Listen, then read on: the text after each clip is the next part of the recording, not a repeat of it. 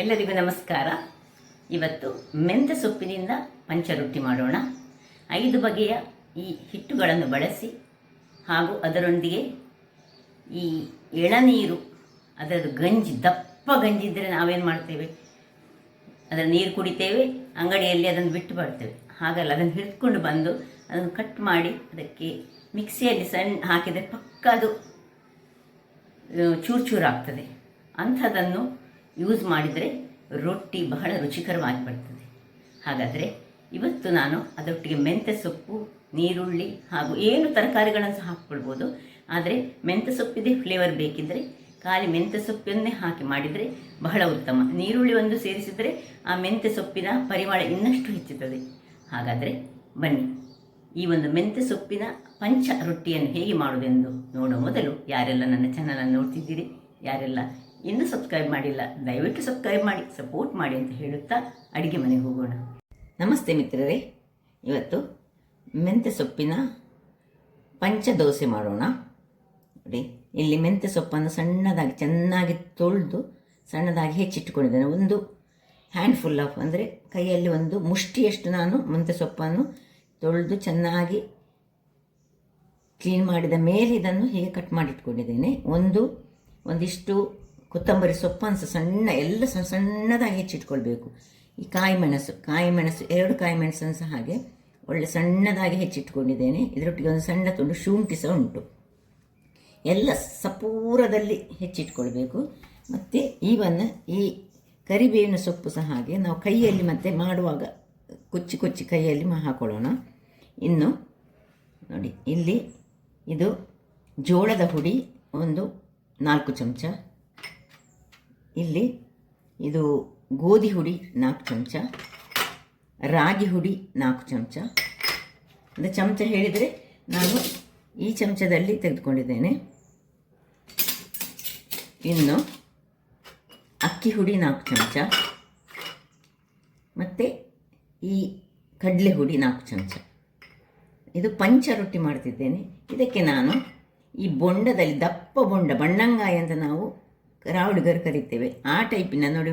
ತೆಂಗಿನಕಾಯಿ ತೆಗೆಯುವಾಗ ನಮಗೆ ಒಮ್ಮೆ ತಪ್ಪಿ ತೆಗೆಯುವವರು ದೊಡ್ಡ ಗಟ್ಟಿ ಈ ತೆಂಗಿನಕಾಯಿ ಆಗದ್ದು ಬೆಳೆದದ್ದಲ್ಲದೆ ಸ್ವಲ್ಪ ಬಡ್ಡಿರುವಂಥ ತೆಗೆದಿದ್ದಾರೆ. ಅಂಥ ಒಂದು ತೆಂಗಿನ ತುರಿಯನ್ನು ನಾನು ತೆಗೆದುಕೊಂಡಿದ್ದೇನೆ. ಅಥವಾ ನಾವು ದಪ್ಪ ಬೊಂಡ ಕುಡಿಯುವಾಗ ಅಂಥ ಬೊಂಡದಲ್ಲಿ ಸಹ ಇದ್ದದನ್ನು ಸಹ ನಾವು ಮಿಕ್ಸಿಯಲ್ಲಿ ಕಟ್ ಮಾಡಿ ಹೀಗೆ ಪೌಡರ್ ಮಾಡಿಕೊಳ್ಬೋದು, ಪುಡಿ ಮಾಡಿಕೊಳ್ಬೋದು, ಪೌಡರಲ್ಲ. ಮತ್ತು ಸ್ವಲ್ಪ ಎಳ್ಳು ಬೇಕು. ಒಂದು ನೀರುಳ್ಳಿಯನ್ನು ಸಣ್ಣದಾಗಿ ಹೆಚ್ಚಿಟ್ಟುಕೊಂಡಿದ್ದೇನೆ. ಮತ್ತು ಹಳದಿ ಪುಡಿ ಸ್ವಲ್ಪ ಬೇಕು ನಮಗೆ, ಮತ್ತು ಎಳ್ಳು. ಈಗ ಮೊದಲಿಗೆ ಒಂದು ಸಣ್ಣ ಕಡಾಯನ್ನು ಇಟ್ಕೊಂಡಿದ್ದೇನೆ, ಬಾಣಲೆಯನ್ನು. ಅದರಲ್ಲಿ ಒಂದು ಚಮಚದಷ್ಟು ತುಪ್ಪ ಹಾಕ್ಕೊಳ್ತಿದ್ದೇನೆ. ತುಪ್ಪಕ್ಕೆ ಬಿಸಿ ಆಗುವಾಗ ಏನು ನಾನು ಕಟ್ ಮಾಡಿ ಇಟ್ಟುಕೊಂಡಿದ್ದೇನೆ ಮೆಂತ್ಯ ಸೊಪ್ಪು, ಇದನ್ನು ಚೆನ್ನಾಗಿ ಇದರಲ್ಲಿ ಹುರಿದುಕೊಂಡು ಅದರಲ್ಲಿರೋ ಸ್ವಲ್ಪ ಕಹಿ ಅಂಶ ಹೋಗಬೇಕು ನಮಗೆ. ಅದಕ್ಕೋಸ್ಕರ ಶುಗರ್ ಕಹಿ ಅಂಶ ಇರುವುದಲ್ಲ, ಅದರಲ್ಲಿ ಶುಗರ್ ಅಂಶ ಇರುವುದು. ಪರಿಮಳ ಬರ್ತದೆ. ಈ ಮೆಂತ್ಯ ಸೊಪ್ಪು ತುಪ್ಪದಲ್ಲಿ ಹುರಿದ್ರೆ ಉಂಟಲ್ಲ, ಬಹಳ ಪರಿಮಳಯುಕ್ತವಾಗಿರ್ತದೆ. ಸ್ವಲ್ಪ ಹುರಿದ್ರೆ ಆಯಿತು, ತುಂಬ ಕಪ್ಪಾಗಲಿಕ್ಕಿಲ್ಲ. ಹದಾ ಉರಿಯಲ್ಲಿ ಮೆಂತ್ಯ ಸೊಪ್ಪನ್ನು ಸ್ವಲ್ಪ ಹೀಗೆ ಹುರಿದುಕೊಳ್ಳೋಣ. ಹೀಗೆ ಸ್ವಲ್ಪ ಅದರದ್ದು ಹಸಿ ವಾಸನೆ ಒಂದು ಹೋಗಬೇಕು, ಅಷ್ಟು ತನಕ ಚೂರು ಹುರಿದ್ರೆ ಆಯಿತು. ಇಷ್ಟೇ ಕಡೆ ನಾನು ಇದಾಯಿತು, ಆಫ್ ಮಾಡ್ಕೊಂಡಿರ್ತೇನೆ. ಇದನ್ನು ಸ್ವಲ್ಪ ಇದು ತಣ್ಣಗಾಗಿಟ್ಟು ಬಿಡುವಾಗ ಇದರಲ್ಲಿ ಕೈಯಲ್ಲಿ ಒಂದಿಷ್ಟು ಪಿಂಚ ಈ ಬಿಳಿ ಎಳ್ಳು ಅಂತ ಇದರೊಟ್ಟಿಗೆ ಹಾಕೊಳ್ತಿದ್ದೇನೆ. ಬಿಳಿ ಎಳ್ಳು ಅದರಲ್ಲಿರುವ ಸ್ವಲ್ಪ ಕಹಿ ಅಂಶ ಏನಾದರೂ ಇದ್ದರೆ ಅದನ್ನು ಸ್ವಲ್ಪ ಎಳೆದುಕೊಳ್ತದೆ. ಕೊತ್ತಂಬರಿ ಸೊಪ್ಪು ಅದಕ್ಕೆ ಹಾಕ್ಕೊಳ್ತಿದ್ದೇನೆ. ಕಾಯಿ ಮೆಣಸನ್ನು ಸಹ ಇದಕ್ಕೆ ಹಾಕ್ಕೊಳ್ತಿದ್ದೇನೆ. ಇಷ್ಟ ಆಗಿ ಇದನ್ನು ಸ್ವಲ್ಪ ತಣ್ಣಗಾಗಲಿಕ್ಕೆ ಬಿಡೋಣ. ವೀಕ್ಷಕರೇ, ಇದು ಕೂಡಲೇ ತಣ್ಣಗಾಗ್ತದೆ. ಆಯ್ತು, ಈಗ ತಣ್ಣಗಾಯಿತು. ಈಗ ಒಂದು ಪಾತ್ರೆಯನ್ನು ನಾನು ತೆಗೆದುಕೊಂಡಿದ್ದೇನೆ. ಇದಕ್ಕೆ ಸ್ವಲ್ಪ ಉಪ್ಪು, ರುಚಿಗೆ ತಕ್ಕಷ್ಟು ಉಪ್ಪನ್ನು ಹಾಕ್ಕೊಳ್ತಿದ್ದೇನೆ. ತುಂಬ ಉಪ್ಪು ಸಹ ಬೇಡಪ್ಪ, ತುಂಬ ಉಪ್ಪಾದರೆ ಉಪ್ಪಾಗ್ತದೆ. ಸ್ವಲ್ಪ ನೋಡಿಕೊಂಡು ಉಪ್ಪು ಹಾಕಿದರೆ ಆಯಿತು. ಇನ್ನು ಅಕ್ಕಿ ಹುಡಿ, ರಾಗಿ ಹುಡಿ, ಕಡಲೆ ಹುಡಿ, ಗೋಧಿ ಹುಡಿ, ಜೋಳದ ಹುಡಿ, 5 ಬಗೆಯ ಹುಡಿಗಳನ್ನು ಹಾಕ್ಕೊಂಡಿದ್ದೇನೆ. ಈ ಒಳ್ಳೆ ಮಿಕ್ಸ್ ಮಾಡ್ಕೊಳ್ಳೋಣ. ಇನ್ನು ಇದಕ್ಕೆ ಈ ಒಳ್ಳೆ ತೆಂಗಿನ ತುರಿ, ನಾನು ಹೇಳಿದಲ್ಲಿ ಇದು ತೆಂಗಿನ ತುರಿ ಅಲ್ಲ ನೋಡಿ, ಈ ರೀತಿಯಲ್ಲಿ ಬಡ್ಡಾಗಿ ಬರುವಂತಹದ್ದು ಬನ್ನಂಗಾಯಿ ಅಂತ ನಾವು ಕರಿತೇವೆ ಇದಕ್ಕೆ. ಸೊ ಅದು ಇದ್ದರೆ ಬಹಳ ಒಳ್ಳೆಯದಾಗ್ತದೆ ಈ ರೊಟ್ಟಿಗೆ. ಇದನ್ನು ಹಾಕ್ಕೊಳ್ತಿದ್ದೇನೆ. ಇಲ್ಲದಿದ್ದರೆ ತೆಂಗಿನ ತುರಿ ಸಹ ಹಾಕ್ಕೊಳ್ಬೋದು. ತೆಂಗಿನ ತುರಿ ಹಾಕಿದರೆ ಸಹ ಒಳ್ಳೆಯದಾಗ್ತದೆ. ನಾನಿವತ್ತು ಉಂಟು ಹೇಳಿ ಹಾಕ್ಕೊಳ್ತಿದ್ದೇನೆ ಅಷ್ಟೇ. ಇನ್ನು ಈ ನೀರುಳ್ಳಿ, ಸಣ್ಣದಾಗಿ ಹೆಚ್ಚಿಟ್ಕೊಂಡ ನೀರುಳ್ಳಿ ಹಾಕ್ಕೊಂಡು ಒಮ್ಮೆ ಕರಡಿಸ್ಕೊಳ್ಳೋಣ. ಇನ್ನು ಏನು ನಾವು ಇದು ಸಣ್ಣಗಾಗಿದೆ ನಾನು ಇದಕ್ಕೆ ಹಾಕ್ಕೊಳ್ತಿದ್ದೇನೆ.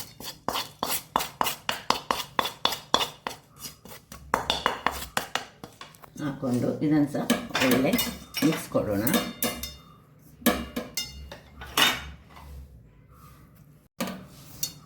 ವೀಕ್ಷಕರೇ ನೋಡಿ, ಒಳ್ಳೆ ಹೀಗೆ ಮಿಕ್ಸ್ ಕೊಡೋಣ. ಇನ್ನು ಇದಕ್ಕೆ ಒಂದು ಚಮಚದಷ್ಟು ತುಪ್ಪ ಅಥವಾ ಒಂದು ಸಣ್ಣ ಸ್ಪೂನ್ನಲ್ಲಿ 1 ಚಮಚದಷ್ಟು ಎಣ್ಣೆ ಹಾಕ್ಕೊಳ್ತಿದ್ದೇನೆ. ಇದು ಆಪ್ಷನಲ್, ಎಣ್ಣೆ ಬೇಕಿದ್ದರೆ ಹಾಕ್ಕೊಳ್ಬೋದು ಅಥವಾ ತುಪ್ಪ ಹಾಕ್ಕೊಳ್ಬೋದು. ಹಾಕ್ಕೊಂಡು ಒಳ್ಳೆ ಮಿಕ್ಸ್ ಕೊಡೋಣ. ಇನ್ನು ಸ್ವಲ್ಪವೇ ನೀರನ್ನು ಚಿಮ್ಮಿಸ್ಕೊಂಡು ಒಂದು ರೊಟ್ಟಿಯ ಹದಕ್ಕೆ ಇದನ್ನು ರೆಡಿ ಮಾಡ್ಕೊಳ್ತಿದ್ದೇನೆ.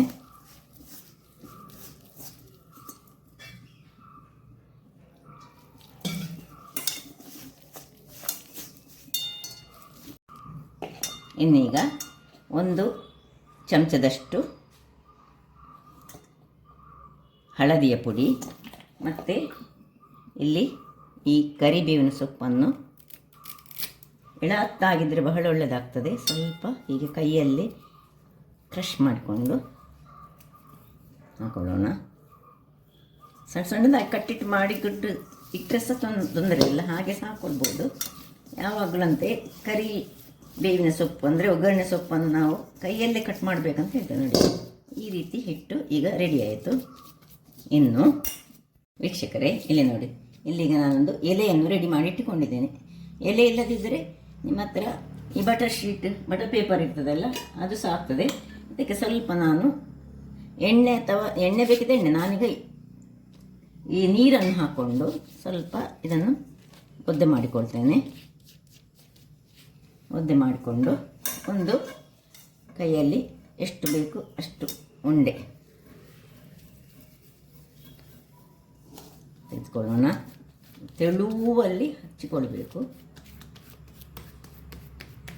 ನಿಮಗೆ ರೌಂಡ್ ಮಾಡಲಿಕ್ಕೆ ಆಗದಿದ್ದರೆ ನೀವು ಒಂದು ಪಾತ್ರೆಯಲ್ಲಿ ನೋಡಿ ಹೀಗೆ ಇಟ್ಟಿದ್ದನ್ನು ಹೀಗೆ ಒತ್ತಿ ರೌಂಡ್ ಸಹ ಮಾಡಿಕೊಳ್ಬೋದು, ಹಾಗೆ ಸಹ ಮಾಡಿಕೊಳ್ಬೋದು.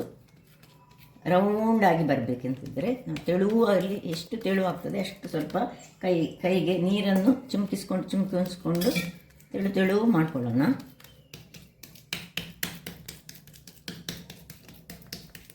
ಹೀಗೆ ಸಹ ಹಾಕ್ಕೊಳ್ಬೋದು. ಹೀಗೆ ಬೇಕಿದ್ರೆ ಒಂದು ರೌಂಡಲ್ಲಿ ಹೀಗೆ ಮಾಡಿ ಸಹ ಹೀಗೆ ತೆಗೆದು ಸಹ ಹಾಕ್ಕೊಳ್ಬೋದು, ಹೇಗೆ ಸಹ ಆಗ್ತದೆ. ಕೆಲವರಿಗೆ ರೌಂಡ್ ಬೇಕಂತ ಇರ್ತದೆ. ಹಾಗಿರುವಾಗ ನೋಡಿ ಇದು ಸೈಡ್ಸನ್ನು ಹೀಗೆ ತೆಗೆದುಕೊಂಡ್ರೆ ಆಯಿತು.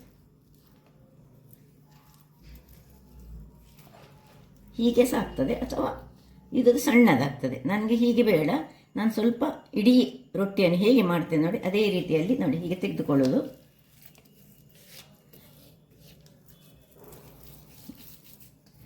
ಎರಡು ರೀತಿಯಲ್ಲಿ ಸಹ ಮಾಡ್ಬೋದು.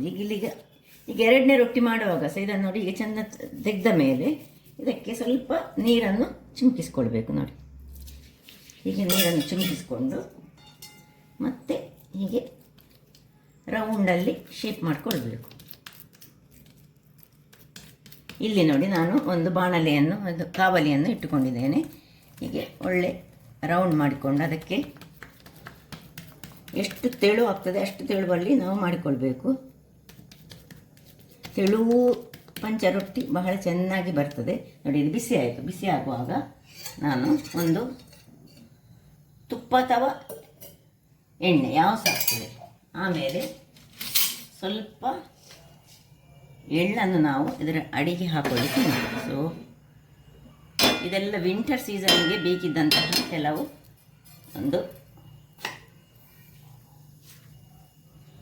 ರೊಟ್ಟಿಗಳು. 1 ನಿಮಿಷ ಹಾಗೆ ಇಟ್ಟುಕೊಳ್ಳಿ, ಆಮೇಲೆ ಮೆಲ್ಲಕ್ಕೆ ತೆಗೆದುಕೊಳ್ಳೋಣ. ಈಗ 1 ನಿಮಿಷದ ಬಳಿಕ ನಿಧಾನಕ್ಕೆ ನೋಡಿ ಹೀಗೆ ತೆಗೆದುಕೊಂಡ್ರೆ ಆಯಿತು. ಇದೀಗ ಸ್ವಲ್ಪ ನಮ್ಮದು ನಾನು ದೊಡ್ಡ ರೊಟ್ಟಿ ಮಾಡಿದ್ದೇನೆ, ನೀವು ಬೇಕಿದ್ದರೆ ಸಪೂರದಲ್ಲಿ ರೊಟ್ಟಿಗಳನ್ನು ಮಾಡಿಕೊಳ್ಬೋದು. ವೀಕ್ಷಕರೇ ನೋಡಿ, ಇಂಥ ಗ್ಲಾಸ್ ಇದನ್ನು ಸಹ ಮುಚ್ಚಿಕೊಳ್ಬೋದು.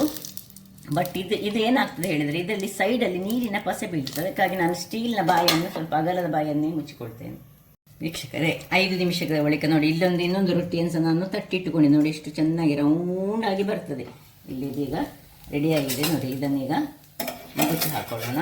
ತುಂಬ ಈಸಿಯಾಗಿ ಬರ್ತದೆ ನೋಡಿ.